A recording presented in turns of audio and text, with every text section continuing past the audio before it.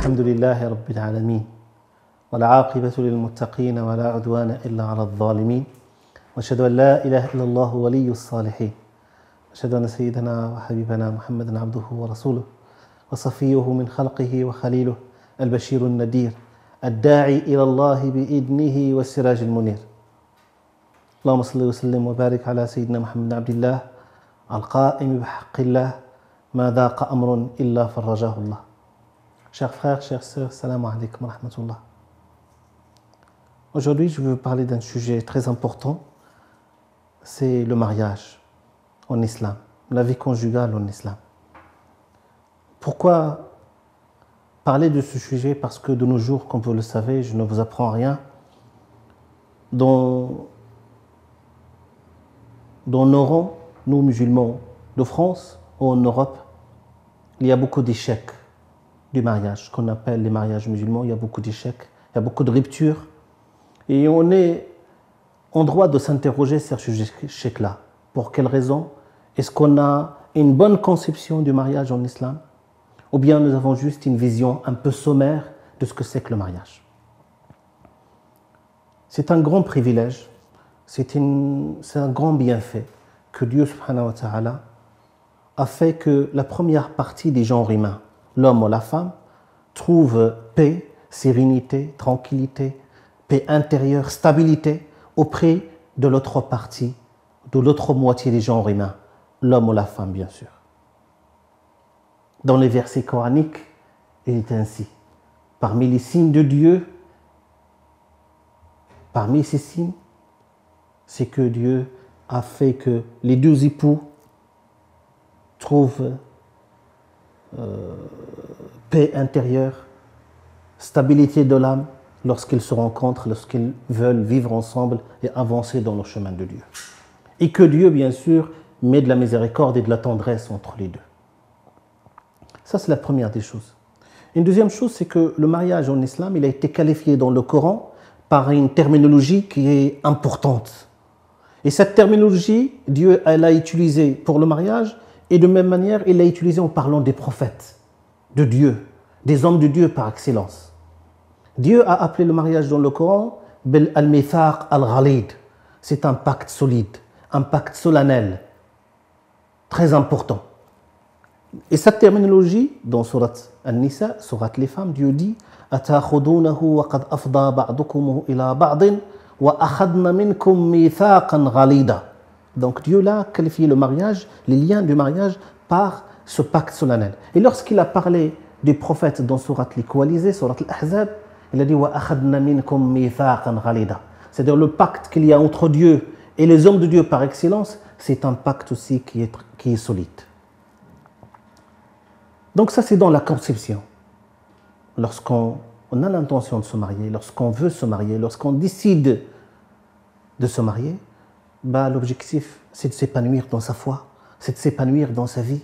Le prophète sallallahu alayhi wa sallam nous dit dans le hadith authentique, rapporté par Al-Hakam, quand l'individu se marie, il parachève la moitié de sa foi, qu'il craint Dieu dans l'autre moitié qui reste, qu'il aspire à un meilleur être moral et spirituel dans l'autre moitié qui reste.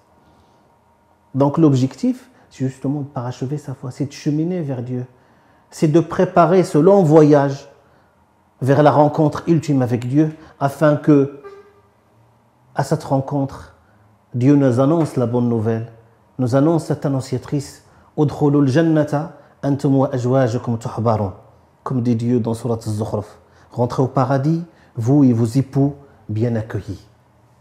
Donc ça, c'est très important d'avoir cette conception. Maintenant, il est clair que dans la communauté musulmane, nous avons parfois des conceptions qui sont erronées. Un simple exemple.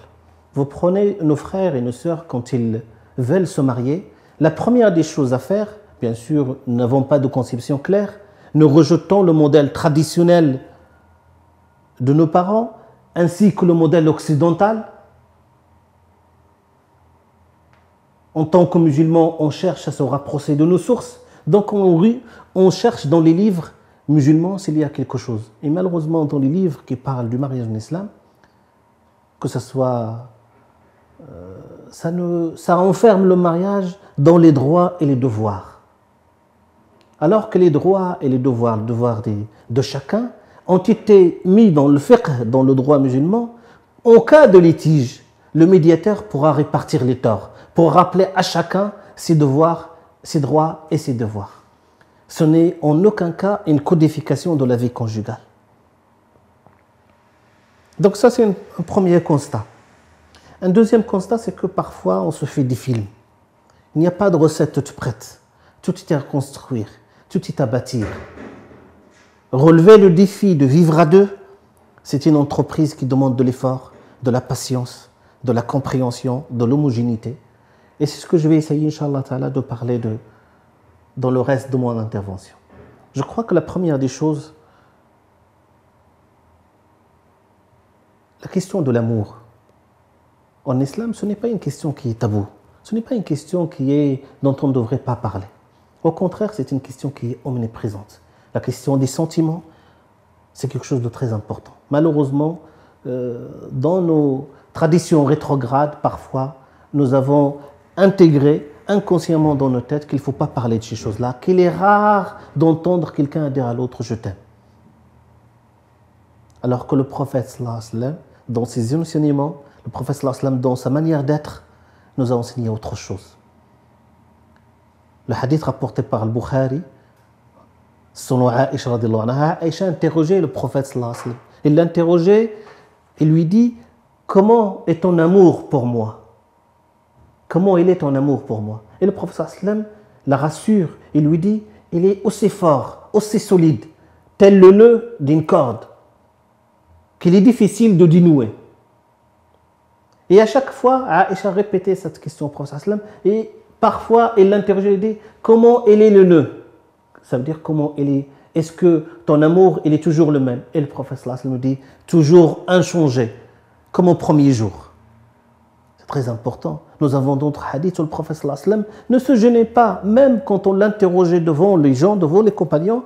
Un compagnon a interrogé le prophète sallallahu alayhi wa sallam au prophète « Quelle est la personne que vous aimez le plus au monde ?» Et le prophète sallallahu alayhi wa sallam a dit « Aïcha ». Il a dit « Non, je ne vous demande pas ça. Quoi d'autre ?» Il a dit « Son père ». Donc le prophète sallallahu alayhi wa sallam n'avait pas de gêne à proclamer son amour pour sa femme, pour Aïcha. Et même le prophète sallallahu alayhi wa sallam dans notre hadith se montrait câlineux, se montrait tendre. Aïcha, il l'appelait par des surnoms, par des diminutifs de son nom pour montrer son amour et son affection à Aïcha. Et malheureusement, vous savez, ça c'est un constat aussi. Les prétendants au mariage, avant le mariage, ils font beaucoup d'efforts, tellement d'efforts pour plaire à l'autre, pour être plus agréable à l'autre.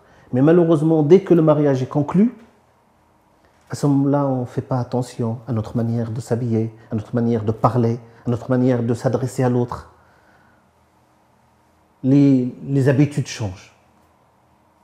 Donc ça, la question de l'amour. Une deuxième chose, c'est qu'en amour, les choses doivent être basées sur la confiance et la compréhension. La confiance est la base de tout. La compréhension est la base de tout. Les deux êtres, chacun a une manière de... On n'est pas des clones. Chacun a sa manière de penser, son schéma de pensée, sa manière de percevoir le monde. Mais quand on se marie, on essaie de construire ensemble, de bâtir ensemble. À base de consultation, de concertation, il n'y a pas de rapport de domination, de dominant et de dominé. Au contraire, il y a un rapport de complémentarité, un rapport de construire ensemble, d'avancer ensemble justement vers cet idéal qu'à la fin de la rencontre du Subhanahu wa ta'ala, il y a cet accueil chaleureux au paradis. Udkhulul jannata antum wa azwajukum tuhbarun. Et une dernière chose, bien sûr, le sujet, j'y reviendrai, Inch'Allah, subhanahu wa ta'ala, pour que le mariage de nos frères et sœurs, le mariage dans la communauté musulmane soit une réussite, Inch'Allah ta'ala, parce que dans la société dans laquelle nous vivons, dans la société actuelle, où la pornographie est devenue culture, on éveille l'instinct sexuel chez les personnes de manière anarchique.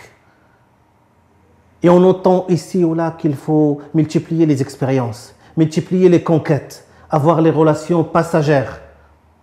On n'éduque pas à la responsabilité. On n'éduque pas à l'engagement. Alors qu'en islam, la question du mariage, c'est un engagement. Devant Dieu, avant tout. C'est une responsabilité. Il y a un conseil à mes frères et sœurs, et ça c'est très important, et je le dis avec autant de sincérité, c'est que ces derniers temps, ça s'est répandu de manière flagrante, la question, ce qu'on appelle le mariage religieux, la fatiha, etc. Le mariage, il n'y a pas de problème à le célébrer religieusement avec un imam, avec une personnalité, un cadre religieux, avec une personnalité spirituelle, il n'y a pas de problème. La seule chose, c'est que l'acte de mariage, en islam, si on s'engage devant Dieu, si on se marie devant Dieu, si on est respectueux des droits musulmans, l'acte, quel qu'il soit, en islam, il doit être noté par écrit. Il doit être inscrit par écrit, retranscrit par écrit. Noté, et non seulement noté par écrit, il doit être reconnu par les autorités en place. Ce qu'on appelle la fatiha, ce qu'on appelle malheureusement le mariage religieux, ça reste des mariages oraux. Ça se passe oralement, il n'y a aucun engagement. Le fait de noter par écrit, c'est pour préserver les droits de chacun. Et nous avons entendu tellement d'histoires que lorsque les choses ne vont pas, ou bien il y a un différend, les gens se séparent sans aucun engagement. Pourquoi? Parce qu'il y avait juste de la parole, il y avait juste de l'oral. Donc si on est respectueux de notre foi, de notre référentiel spirituel, chaque acte, quel qu'il soit, et surtout l'acte de mariage, il doit d'abord être noté par écrit. La fatiha, mes chers frères et sœurs, ce n'est pas un mariage. La fatiha, ce n'est pas un mariage. La fatiha, elle est là juste pour bénir l'union. Il n'est pas là pour acter le mariage, l'engagement entre deux personnes qui veulent vivre ensemble et qui veulent construire ensemble. Salam alaikum wa rahmatullahi wa barakatuh.